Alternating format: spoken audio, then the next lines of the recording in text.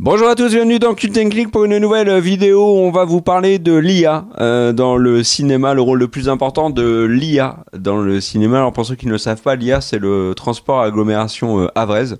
J'ai trouvé ça sur... Greg, tu me dis que c'est plutôt l'intelligence artificielle. Ok, autant pour moi. Déjà le Havre, bien le évidemment. Havre, c'est avec un H. Non, c'est l'IA, j'ai regardé, j'ai tapé l'IA. LIA, et je suis tombé sur Transport Agglomération Havraise. Voulez-vous avoir les horaires et les tarifs? Donc, et les Havrais qu'on salue pourront nous le confirmer dans les commentaires. Donc voilà, et ça a été créé le 12 décembre 1990. Alors, mon cher Greg, c'est un dossier qui te tenait à cœur. Tu veux parler donc de l'invasion de Skynet dans le cinéma. Tu avais déjà fait un dossier passionnant que je vous invite à regarder en vidéo, et là je suis sérieux sur les deepfakes. Maintenant, tu vas nous parler de l'IA. J'ai hâte de t'écouter. Vas-y, j'allais dire mon grand. Bah ouais, jeudi, bah allez, vas-y mon grand. Chauffe-toi, fais-nous rêver. Du coup, merci papa. Donc, le but de cette vidéo, c'est pour... Il y a des éléments que vous connaissez sans doute déjà autour de l'intelligence artificielle qui est utilisée pour faire des films, du cinéma, etc. Mais maintenant, en fait, ces œuvres ont été... Enfin, la manière d'utiliser les IA et à quoi elles ont été entraînées a drastiquement changé. Donc on va parler un petit peu du pré-tournage, et c'est là où les IA sont le plus en train d'exploser les habitudes à Hollywood, et un tout petit peu pour le tournage, et vous verrez après. Donc les IA, elles ont des impacts qu'on connaît déjà. Déjà, il y a Fox notamment qui avait payé IBM et donc son IA Watson, qu'ils ont entraîné pendant des mois pour maintenant faire des bandes annonces. Donc, par exemple, il y avait le film, c'était Toc Toc, avec donc Keanu Reeves et Ana de Armas. Knock Knock. Knock Knock, voilà, c'est ça. Et du coup, le film avait été donc, toute la bande-annonce avait été entièrement faite par une intelligence artificielle. C'était un test, ils avaient entraîné l'intelligence sur toutes les bandes-annonces qu'ils ont pu trouver sur YouTube, les vues que ça a fait, à quel moment quelle musique, quel moment de la musique ça devait couper, comment, etc. Quelles étaient les informations qu'il fallait garder. Et en fait, les IA enfin donc Fox a payé. Maintenant, il y a des IA qui créent certaines bandes annonces. Donc ça, c'est quelque chose qui existe déjà, qui continue de se développer, mais ça existe déjà. Je crois que le premier, c'est 2016 ou 2017, donc c'est vraiment pas jeune. Et tout ce dont je vais vous parler, c'est des trucs qui existent aujourd'hui. Et c'est ça qui, moi, le plus m'a surpris, c'est qu'il y a plein de choses, j'avais l'impression que c'était genre plus tard, les IA. Non. Là, je ne vous parle que de trucs qui sont en train d'exister aujourd'hui. Le deuxième truc qui est arrivé, donc beaucoup de gens ont dit, oui, les IA, ils vont prendre le travail de plein de personnes, tous les trucs où il n'y a pas grande valeur ajoutée de l'humain, mais l'artistique, là, vous inquiétez pas, les IA n'iront jamais. Sauf que du coup, ça fait maintenant quelques années qu'il y a une forte croissance, enfin en tout cas une montée en puissance des IA qui génèrent des images, et ça a commencé en fait à avoir un impact sur plusieurs choses. Déjà, celle que je vous montre à l'image a carrément gagné un prix de création graphique. Ce qui est fou. Évidemment, les artistes se sont plaints. Qu'est-ce qu'il y a, Car? Je sens que tu frétilles, tu veux... Est-ce que l'IA est montée sur scène pour venir chercher son... Si je te réponds qu'il y a Terminator qui est monté sur scène et qu'ils ont dit on se revoit, ça te fait plaisir ou pas? Parce que moi, ça me ferait pas plaisir, parce que je te le dis. Et en fait, le truc, c'est que... Très fier de ma vanne. Et en gros, ça y est, ça commence même juridiquement à être un petit peu encadré. On considère qu'en fait, l'artiste, c'est celui qui a écrit l'algorithme, et que du coup, toutes les œuvres qui vont être générées, donc il y a maintenant des moteurs, il y a des youtubeurs qui font des vidéos en mode je tape machin, qu'est-ce que l'IA va me créer, etc. Et du coup, toutes les œuvres qui sont générées ont une parenté intellectuelle à la personne qui a écrit du coup qui a écrit l'algorithme. Il y a maintenant des stocks de photos et d'images qui sont utilisés pour créer des dossiers, pour tout ce que vous voulez. Et bien maintenant, en fait, avant était un moyen pour des jeunes artistes de commencer à vendre leur art. Et bien maintenant, ou des jeunes photographes, et bien maintenant, ça n'existe plus. C'est du coup des IA enfin, il n'y a pas que des IA, mais maintenant des IA sont apparues sur le marché et génèrent comme ça une infinité d'images. et avec un seul ou quelques-uns ayant droit qui vont récupérer l'argent. On voit aussi qu'il y a même des IA qui sont utilisées maintenant pour à caractère récréatif. Donc j'ai par exemple regardé, fait le travail de mettre plusieurs photos de moi dans une IA, et elle s'est mise à générer comme ça des photos de ma tête à plusieurs époques. Donc là par exemple c'est à l'époque mérovingienne, il y a ça peut être mon visage, si tu peux les scroller hein, pour les passer vite. Putain, qu'est-ce que t'es beau. Et à l'époque romaine, enfin bref. Et en fait, le truc, c'est que les IA sont en train d'arriver comme ça, en générant des photos. Et je vous avoue que j'étais surpris. Donc là, c'est moi en philosophe de l'époque romaine, encore en romain. Là, c'est en viking, roi viking, etc. Donc on voit qu'il y en a certaines qui sont réussies en chevalier. Ouais. Et donc on voit que les IA sont vraiment maintenant entraînées de manière de plus en plus performante. Je peux dire un mot là-dessus ? En moine. Quoi ? Et c'est marrant parce qu'en fait, le jour où tu m'as parlé de ça et où tu m'as envoyé ces photos, Marquis, Deli et Medjay, que l'on salue, nos amis de Cult & Click avec qui je discute quotidiennement, et ben Marquis s'amusait avec un logiciel d'IA et en fait, tu tapes des mots-clés et il te génère un artwork, mais incroyable. Et il a tapé LeBron James Fire et ça a sorti une image complètement dingue Alors, ça ressemblait pas trop à LeBron James pour être honnête, mais par contre, le artwork était magnifique. Voilà. Et du coup, donc là, ce dont tu parles, donc de ce générateur d'images, c'est exactement la même chose que celui dont je parlais juste avant qui a gagné le prix. Là, on voit en navigateur en Antarctique. Et donc, en fait, là, toutes ces photos... T'es un révolutionnaire. C'est 20 photos. C'est-à-dire que j'ai pas donné 2000 photos, j'ai pas entraîné une IA, etc. C'est 20 photos et une IA... Et tu l'as pas fait avec moi. Pardon ? Tu l'as pas fait avec moi. Non, écoute, parce que comme tu es propriétaire de ton image, je voulais pas l'utiliser. Celle-là, elle me fait trop marrer. L'année 70. Celle-là, c'est la meilleure. Et ce qui est vraiment surprenant, c'est à quel point les IA sont tellement entraînées sur les images que maintenant, seulement avec 20 photos avec un visage, elles permettent de bosser. Et donc, pourquoi est-ce qu'on parle de ça ? C'est parce que du coup, évidemment, les photos permettent maintenant, enfin, les IA permettent facilement de travailler et de faire des propositions d'artwork pour donner tout le look d'un film, à la fois sur les couleurs, à la fois sur ça, mais aussi, là, par ces systèmes-là, de faire des propositions de look d'acteurs. Et t'es badass là-dessus. Franchement, t'es badass. Là, Henry Cavill, rentre chez ta mère. On l'a, notre nouveau super-héros d'ici. Et du coup, le fait que ce soit des IA qui fassent ces visuels, c'est des jobs de créatifs, hein, d'humains, d'artistes, parfois des gens qui ont énormément de bouteilles, etc., qui sont plus utilisés. Du soir au lendemain, ils sont plus appelés parce que le travail des IA est arrivé. Alors, vous allez me dire, les bandes annonces, j'en ai entendu parler, les photos générées, j'en ai entendu parler, les visages comme ça modifiés, j'en ai entendu parler. Moi, ce qui m'a surpris, c'est les scénarios. Et oui, parce qu'en fait, le truc, c'est qu'il y a commencé à arriver des chatbots, donc des IA bots.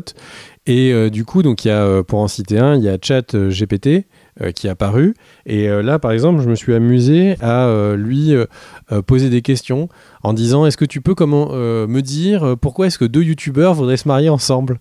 Et du coup, donc l'IA s'est mis à expliquer qu'ils pourraient développer des sentiments. Là, tout ce que vous voyez, c'est des trucs que j'ai générés avec évidemment l'envie complètement assumée de rendre des moments gênants à l'image. La deuxième, c'est: est-ce que tu pourrais nous dire pourquoi est-ce que deux amis auraient envie de créer une chaîne YouTube ?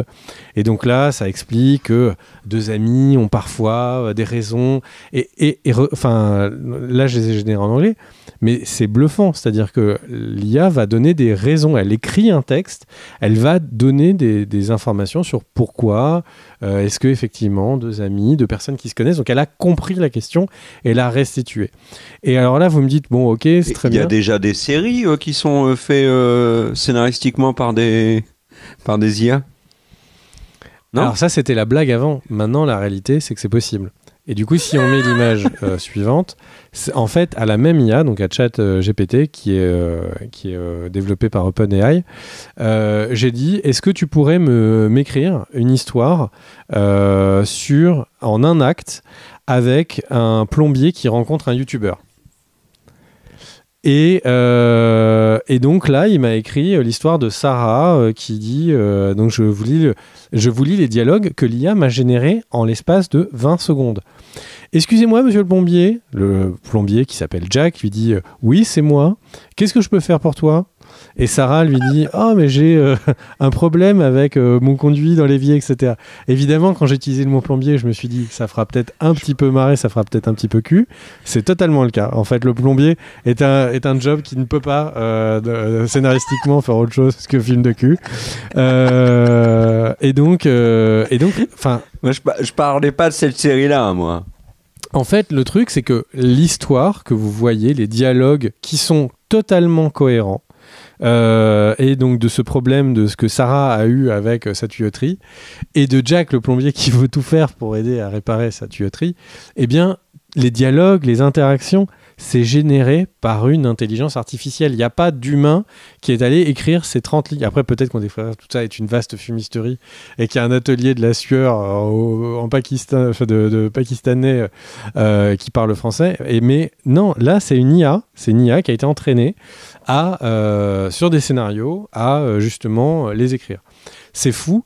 On peut mettre des histoires plus compliquées, de sentiments, etc. Alors après, il y a des limitations. J'ai voulu faire exprès de lui dire c'est une histoire d'amour entre Kerr et un plombier. Et en fait, là, il me dit je ne sais pas. J'ai essayé. Hein. J'ai essayé de plein de manières différentes. Et le truc, c'est que mais elle dit je ne peux pas écrire des histoires sur une personne spécifique parce que je suis entraîné pas sur ce genre de notions.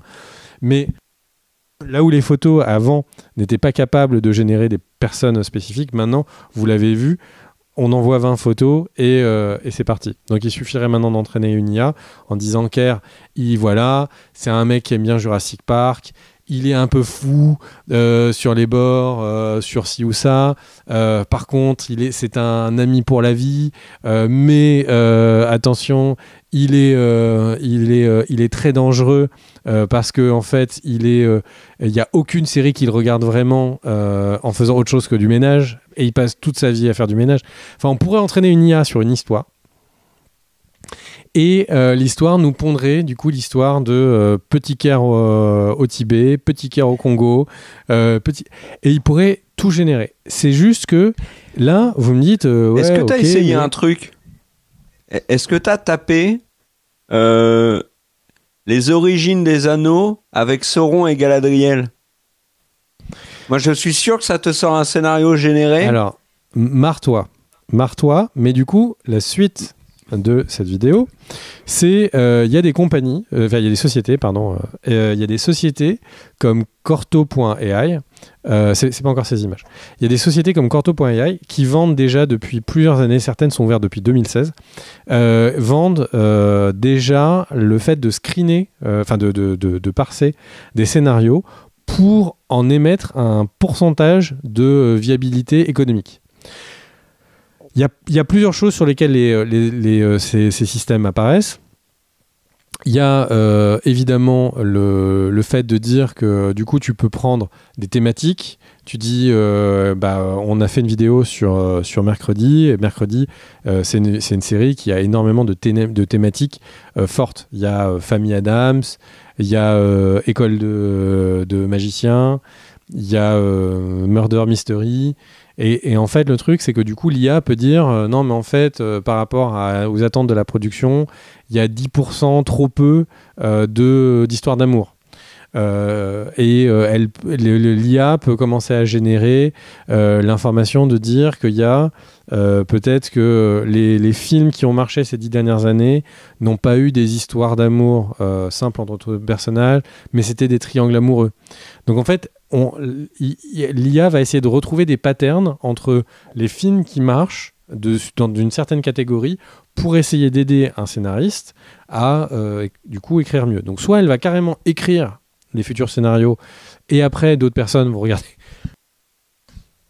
si c'est bien ou pas, ou alors elle va être là pour checker en fait les scénarios. Donc c'est déjà très dur de sortir quelque chose qui est une œuvre écrite aujourd'hui, parce que du coup les scénaristes doivent être à la validation du producteur délégué, du producteur exécutif, des acteurs, etc., des agents des acteurs.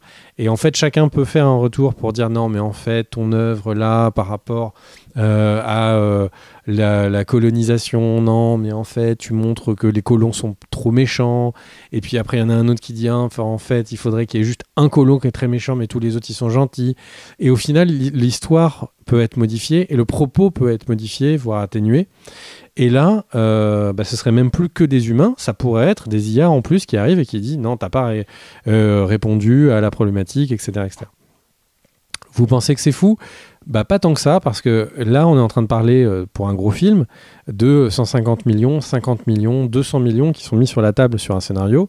Évidemment que les hommes en col blanc qui sont devant le bouton oui c'est validé ou non veulent prendre aucun risque, et donc s'ils ont l'outil, une intelligence artificielle qui va étudier la probabilité, c'est quelque chose qu'ils vont faire. Et du coup il y a quelque chose d'intéressant qui s'est passé, parce qu'au début a commencé à avoir un risque, certains artistes graphistes ont commencé à avoir peur pour leur job.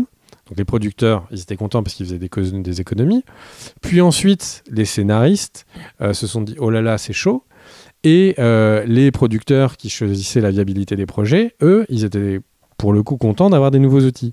Sauf que visiblement, la personne qui va être potentiellement la première à disparaître, c'est lui. C'est le producteur qui décide de quel projet se fait. Pourquoi ? Eh bien, donc, il y a donc ça, c'est la distribution et validation de projets. Et il y a Largo.ai qui est sorti et qui commence à faire une grosse percée à Hollywood. Ça, pour le coup, c'est les images que tu as à l'antenne. Et en fait, en gros, donc là, c'est un site qui s'appelle No Film School qui a fait une étude, et ils ont demandé, ils ont dit voilà, qu'est-ce que vous pouvez nous dire sur l'état du marché, qu'est-ce qui va marcher. Et donc là, en fait, Largo.ai a fait une étude en disant bah voilà, vous voulez faire un film d'horreur avec une teenage girl, etc., etc. Quelles sont les recettes qui marchent le plus ? D'ajouter, donc là ce qu'on voit c'est d'ajouter du drama, c'est ce qui est le plus important de très très loin. La science-fiction ça marche pas avec cette thématique, donc en fait déjà ils vont dire ok, si tu as ton genre de film, si tu as 2-3 informations importantes sur ton film, l'IA va dire qu'est-ce qui va marcher en thématique corrélée ou pas. Donc par exemple si on a Warner qui prend Largo.ai, il n'y aura plus du tout d'œuvre avec la teenage girl qui fait un thriller dans un monde de science-fiction. C'est mort. Parce que pour l'IA, ça ne marche pas statistiquement, les films les plus vus, les plus rentables, les séries les plus rentables et tout. Ils vont vous faire un catalogue pour vos recherches des œuvres comparatives proches. Ils vont vous dire après quels sont les acteurs qui sont le plus, si tu peux mettre peut-être l'image d'après, le casting qui a le plus de chances de faire que sur votre budget, donc vous lui dites j'ai 10 millions pour mon film, et ils vont vous dire voilà à 95% cet acteur va rendre votre film rentable et tout, ce qui va permettre de négocier l'acteur, de dire bah en fait ce mec qui va rendre mon film rentable c'est sûr, donc du coup je vais le payer $500,000 sur les 10 millions de budget, parce qu'il va rendre mon film extrêmement rentable. Ça peut être aussi, donc l'IA peut aussi dire quels sont les scénaristes de ce type d'œuvre qu'il faut à tout prix aller chercher. Donc c'est vraiment un rapport entier financier de qu'est-ce qu'il faut et qu'est-ce qu'il ne faut pas faire. Donc ça va vous faire un forecast, donc c'est des projections financières pour vous dire si vous mettez 2 millions sur la table, vous pourrez espérer avoir ça. Si vous avez tel acteur, vous pouvez espérer avoir 3 millions, 4 millions, etc. C'est incroyable parce qu'en fait c'est le rêve de toutes les grosses boîtes de production américaines. C'est-à-dire que c'est qu'est-ce qu'il faut, ce sur quoi il faut investir et pas investir. Parce que qu'on soit bien d'accord, hein, le cinéma, pour être producteur dans le cinéma, c'est que des timbrés. Il y a très peu de métiers dans le monde où sur une œuvre artistique, donc avec des acteurs qui peuvent ne pas bien jouer peut-être parce qu'ils sont malades sur un moment, avec un scénariste qui peut être moins bon que d'habitude, et vous allez dire je mets 200 millions sur la table, peut-être que j'aurai plus rien après, peut-être que je vais mettre 5 millions. C'est fou. Enfin, c'est forcément un monde un peu timbré. Et en fait, le côté commerce et artistique, une industrie artistique qui a toujours été le cinéma, en fait, en utilisant des outils de prédictif qui sont maintenant dans le commerce, eh bien, du coup, les IA sont en train de rendre forcément le cinéma plus industriel, et de le faire tendre plus vers le commercial. Je rappelle que, par exemple, je ne sais plus s'il y a 1 an ou 2 ans, mais Alibaba avait fait donc des études prédictives d'achat sur leur site en disant voilà, tel compte, mais vraiment compte par compte, tel compte il va nous acheter des bracelets, tel compte il va nous acheter machin, et ils avaient acheté plus de 50% des stocks uniquement sur les prédictions de leurs IA pour ne pas avoir de pénurie pour les fêtes de fin d'année. Donc ces méthodes utilisées dans le commerce sont utilisées du coup maintenant dans l'audiovisuel. C'est pas, encore une fois, je suis pas en train de vous faire les histoires du futur. C'est aujourd'hui, c'est des sociétés qui existent depuis 5 ans, 6 ans. Donc si effectivement vous avez l'impression qu'il y a des choses qui deviennent stéréotypées, il y a plein de raisons, mais une des raisons, c'est parce que les IA sont en train de valider des scénarios ou de valider des projets, comme vous pouvez le voir. Vraiment, moi, Largo.ai, qui fait comme ça des projections en disant il faut faire un film sur ça, avec telle personne, de telle manière, etc. C'est incroyable. C'est incroyable parce que c'est flippant. On se dit qu'il n'y aura plus aucune liberté sur la création d'œuvres, mais en même temps, on se dit que en tant que personne qui tient sa boutique, producteur d'une grosse boîte, c'est évident qu'ils ont envie d'utiliser ces outils. Donc voilà, donc et j'en viens vraiment sur la fin du dossier. C'est parce que après les IA sont aussi utilisées maintenant en post-production avec le deepfake, avec ça on avait dédié une vidéo, donc c'est du remplacement de visage. Donc ça c'était le face swapping qui était donc la première manière d'utiliser le trucage. Donc c'est utilisé pour rendre les acteurs plus vieux,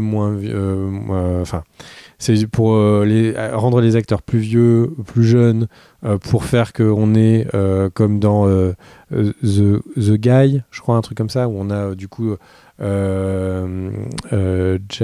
Ryan, qui est Ryan Reynolds, qui du coup met son visage sur un autre acteur, et après on a le deepfake où on a vraiment le fait de prendre un visage et de le remplacer par un autre visage, sachant que là par exemple il s'est mis Tom Cruise, le gars, mais il aurait pu mettre Tom Cruise à 20 ans, il peut mettre Tom Cruise à 87 ans, puisque c'est juste une étude du visage. Et si on revient sur les images qui ont été générées sur mon visage, c'est vraiment que ça, hein.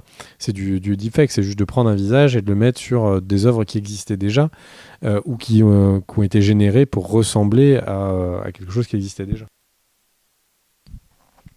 Et voilà, et pour finir, les IA, c'est pas Terminator, elles sont pas faites là, elles arrivent pas, c'est pas Skynet pour faire peur à tout le monde.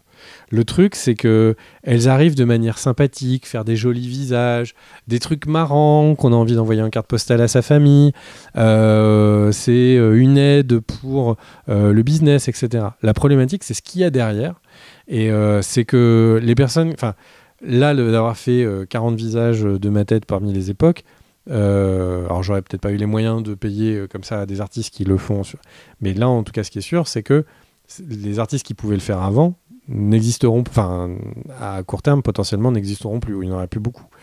Des scénaristes, déjà que c'est un métier qui est très compliqué à Hollywood et que beaucoup arrêtent, changent, etc. C'est effectivement un autre métier qui risque de disparaître ou être très très fondamentalement changé. D'être distributeur ou éditeur, celui qui décide, qui valide des projets, c'est aussi forcément un métier où beaucoup de personnes vont disparaître. Parce que là, qu'on soit clair, je parlais de pré-production à ce niveau-là, mais c'est pareil pour l'achat et la distribution. C'est-à-dire que quand les films vont arriver, Netflix va dire ça c'est un film horreur avec un petit garçon de 12 ans, ça marche pas auprès de mon public. Ils vont faire ils ont complètement les capacités de faire de la prédictive de qu'est-ce qui va marcher dans leurs audiences ou pas. Et du coup, d'avoir un nouveau genre, comme par exemple Rec, le fond de footage, etc., était apparu. Alors, c'est pas Rec qui a créé le fond de footage ni le projet Blair Witch, il y en a eu d'autres avant. Mais le truc, c'est que des genres comme ça qui apparaissent nouveaux, ils risquent d'être plus compliqués à apparaître. Parce que les IA sont pas entraînées, pour l'instant en tout cas, à créer des genres. Elles sont entraînées à mélanger des genres qui existent déjà et à surfer sur des tendances. Créer une tendance, c'est peut-être possible qu'elle soit capable de se dire non mais en fait j'ai pris en considération tout ce qui se passe là et du coup le futur hit ça va être ça. Ça va être comme le producteur qui à un moment qui s'est dit ce qui est génial à la télé c'est la télé-réalité qui crée la télé-réalité et c'est un méga succès. Peut-être que les IA seront capables de ça, pour l'instant c'est pas le cas et c'est pour ça que dans cette phase actuelle on risque d'avoir en masse des suites ou des projets qui sont on faisait le lien entre Jack Ryan qui sort sur Amazon et The Recruit sur Netflix. C'est vraiment d'avoir ce genre d'idée que toutes les plateformes elles ont d'un seul coup la même production, la même œuvre avec vraiment le nom de la série peut être presque interchangeable. C'est l'avenir très proche de ce que peut nous proposer les IA. Voilà. Et est-ce que tu as envie de réagir par rapport à tout ça, mon cher Kerr, puisque j'ai fini mon dossier. Oui, j'ai envie de réagir. Alors, sur la vidéo, sur les deepfakes, j'avais des réserves sur tout ce que tu avais présenté, notamment tout ce qui était question d'éthique. Quand ça concernait, par exemple, les acteurs qui étaient décédés et qu'on faisait revenir à l'écran pour des raisons commerciales, comme il y a eu la rumeur sur Bruce Willis qui était fausse, hein, bien sûr. Mais quand même, l'utilisation de deepfake pour prolonger, on va dire, la vie d'un artiste décédé, j'étais farouchement contre. Utilisation de deepfake pour permettre, comme tu l'avais expliqué, l'utilisation d'un acteur sur plein de films, alors que c'est pas lui qui joue, c'était la même chose. Là, sur les IA, c'est pareil en fait. Il y a une question d'éthique, il y a une question aussi il va y avoir une homogénéité des productions qui fait qu'au final le créatif disparaît complètement. Je peux me permettre juste d'ajouter un élément sur ce que tu dis. Le créatif disparaît et l'homogénéité. Pour réagir par rapport à ça, en fait, je parlais au début de la vidéo de la légalité autour de ces œuvres créatives. C'est réglé en disant toutes les œuvres générées par l'IA de Tartampion, c'est les œuvres de Tartampion. Et du coup, on pourrait vraiment imaginer que les 2-3 boîtes qui ont créé des IA qui sont les meilleures IA pour faire des films des murder parties, eh bien, en fait, que les murder parties qu'on voit soient toutes de la boîte Tartampion Productions.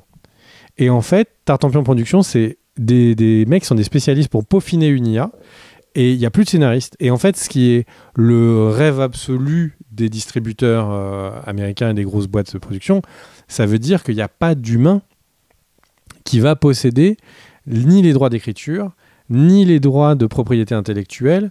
Donc ça veut dire qu'ensuite, l'IA, elle décide de dire, donc par exemple, imaginez, tu as une IA qui fait Harry Potter. Et ensuite, il y a une vraie volonté d'avoir le retour vers le futur. Je vais prendre un truc qui est qui montre les problématiques actuelles. Les Zemeckis refusent qu'il y ait des suites à Retour vers le futur, parce qu'il veut que son œuvre soit finie, qu'elle soit arrêtée, il veut pas qu'elle soit refaite. Si Retour vers le futur appartenait à une IA, on pourrait avoir Retour vers le futur n'importe quoi. Retour vers le futur version Kung Fu où il rencontre Jackie Chan et Bruce Lee. Retour vers le futur Mon petit poney pour les ados. Et en fait, c'est vraiment l'IA, l'IP n'est plus possédé par aucun être humain, mais par des boîtes.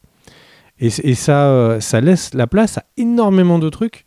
Déjà, il y a des dérives aujourd'hui, mais ça laisse la place à énormément plus de dérives, beaucoup plus d'homogénéité, comme tu l'as dit, et effectivement de risque d'avoir en permanence les IP qui sont développés partout, tout le temps. Enfin, ce que Disney voulait faire avec Star Wars, là, ils auraient la possibilité de le faire avec n'importe laquelle de leurs œuvres. Voilà, je suis désolé, je te laisse parler.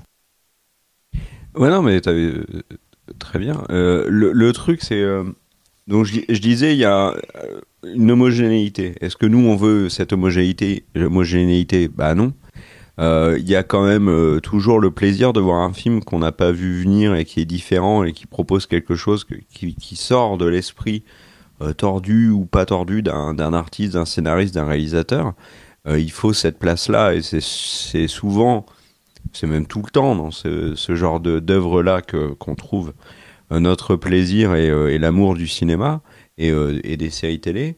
Euh, je pense pas qu'une IA arrivera à faire ce que Vince Gilligan a fait avec Breaking Bad, par exemple, ou Spielberg, ou plein d'autres réalisateurs, Fincher et compagnie.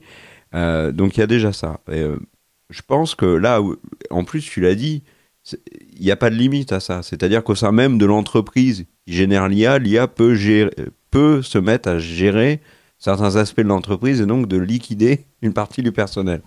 Donc, je pense que le cinéma doit se protéger. Alors, il y a un truc, mais est-ce que ils sont assez puissants? Il y a quand même les syndicats aux États-Unis, notamment des scénaristes, sont très puissants.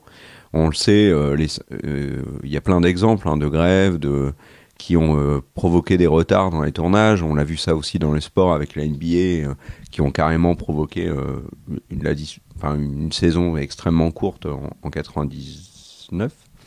Donc les syndicats américains pourraient intervenir là-dessus, mais est-ce qu'ils en auront le pouvoir?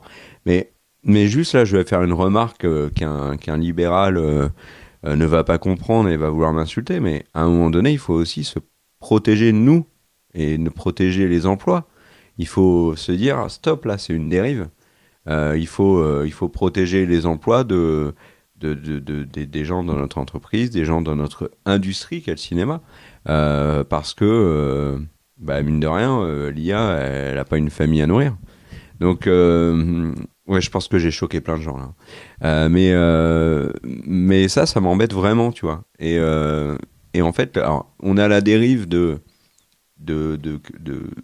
l'IA qui est vraiment représentée, mais tu vois, le Terminator, c'est la dérive de l'IA poussée à l'extrême, mais n'empêche que tout ce qu'il y a avant Terminator, on est en train de le vivre là avec la porte ouverte à l'IA, et je pense que c'était un warning déjà à l'époque de ceux des scénaristes de Terminator et de tous ceux qui ont fait des films sur les dérives de l'IA, sans bien évidemment le côté arme à feu, guerre ouverte, etc. Mais là, je pense vraiment qu'il y a un moment donné où il faut dire stop les gars, dans ce qu'on estime être un progrès, on est en train de creuser notre propre tombe, quoi.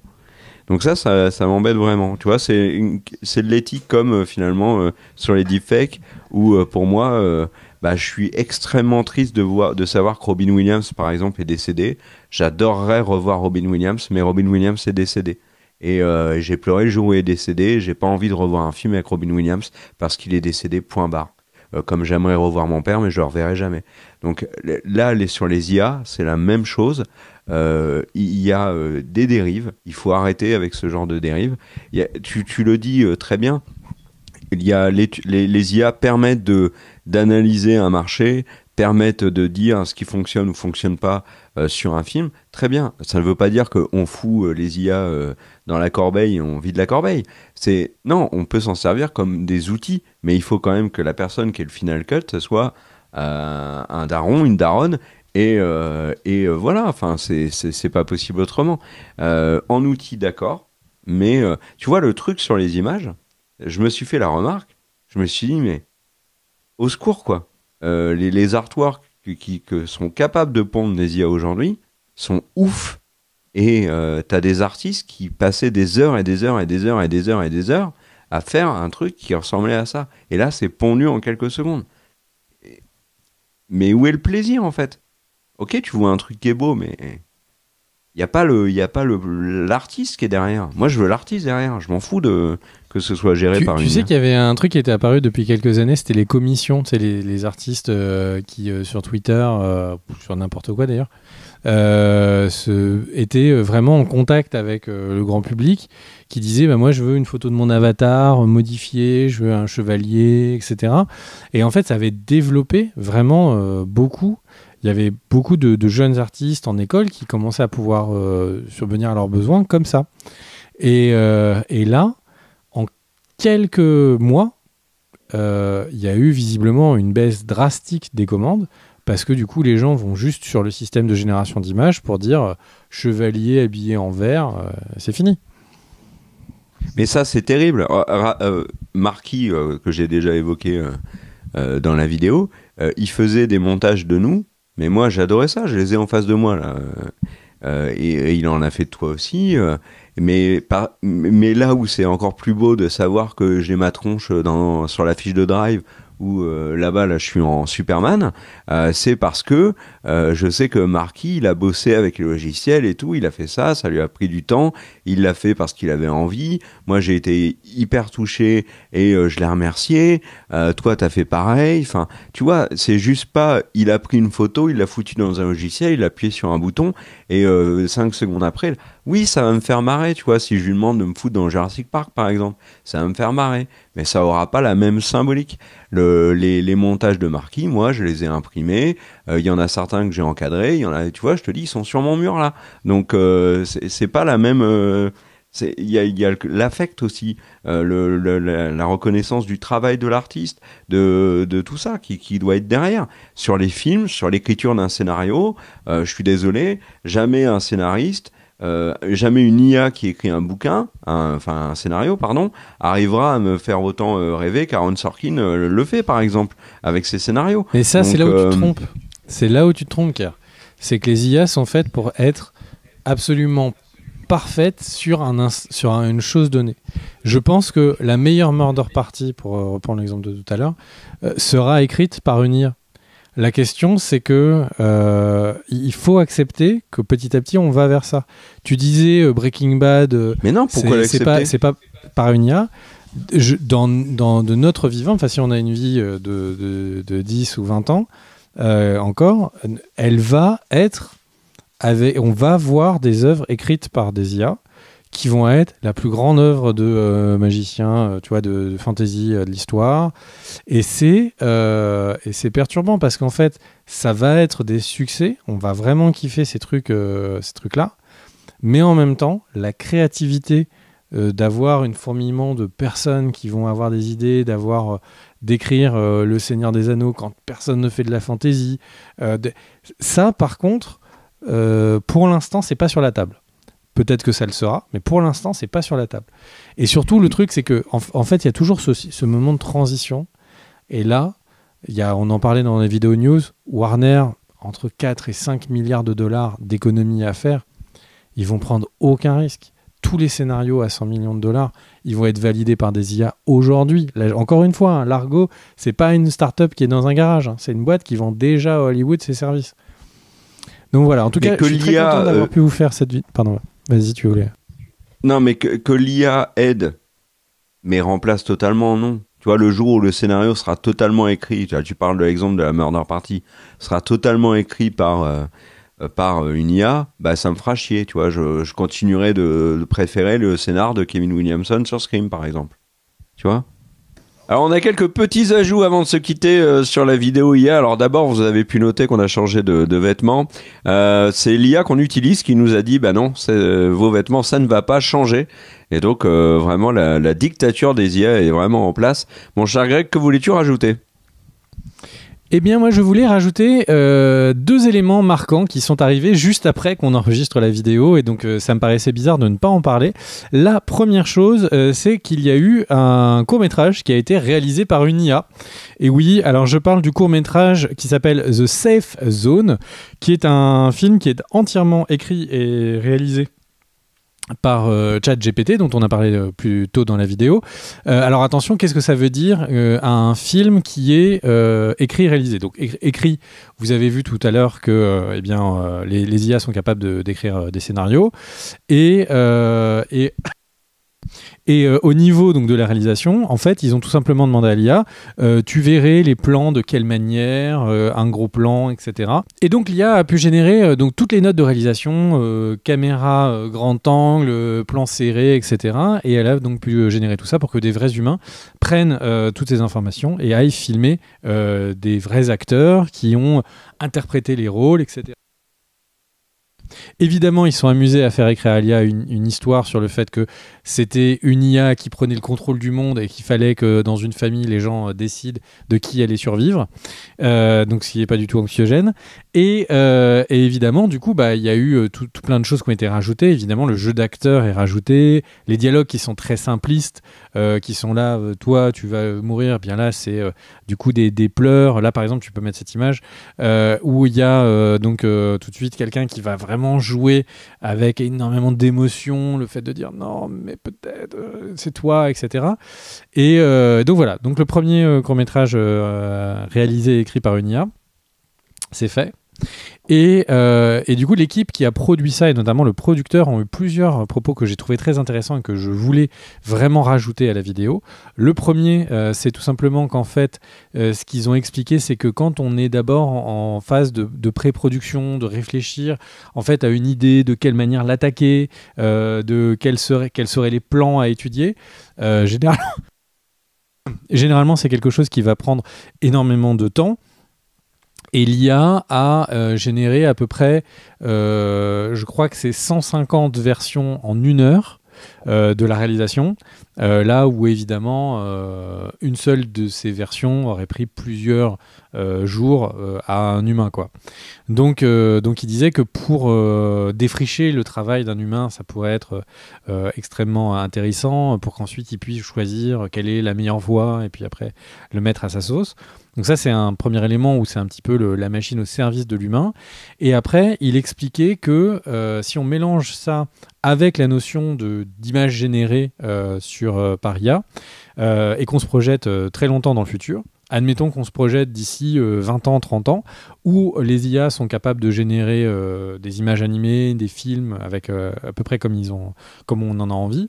Il expliquait, et si en fait les plateformes de streaming, on allait donc imaginer Kerr et sa compagne qui sont devant la télé, et sa compagne lui dit moi j'aimerais bien un film avec Brad Pitt, et puis lui il dit moi j'aimerais bien que ce soit plutôt un film d'humour, mais vraiment comme Les Visiteurs, et puis parce que c'est vraiment le truc que Kerr préfère, et avec comme si c'était Jean-Pierre Jeunet qui l'avait réalisé en termes de réalisation. Et du coup il dirait ça donc à l'IA. L'IA leur dirait attendez 5 minutes, elle génère entièrement le scénario, le film, elle génère les images, tout, et du coup ils peuvent regarder leur itération du film avec la possibilité donc de sauvegarder les films qui leur ont le plus plu, les partager, etc. Donc les meilleures itérations de l'IA. Ça voudrait dire qu'en fait toute l'industrie audiovisuelle serait complètement explosée, parce qu'au final, à un instant T, qui sont les acteurs connus deviendraient ces archétypes qui seraient extrêmement utilisés. Ça veut dire que les réalisateurs du passé deviendraient les réalisateurs pour toujours. Et puis après, on pourrait dire, en fait, si c'était un film qui était à la fois un mix entre Jean-Pierre Jeunet et Ridley Scott, donc au final, on pourrait créer comme ça des choses. Et ça me paraît être une idée qui est à la fois folle, mais qui en même temps correspond beaucoup à ce qui est en train d'être développé. Alors évidemment, ce qui est en train d'être développé, qui donnera des petits dans 20 ans. Donc voilà. Est-ce que toi, ça te plaît ? Est-ce que tu vois une opportunité Kerr, ou est-ce que ça te fait flipper ces champs des possibles ?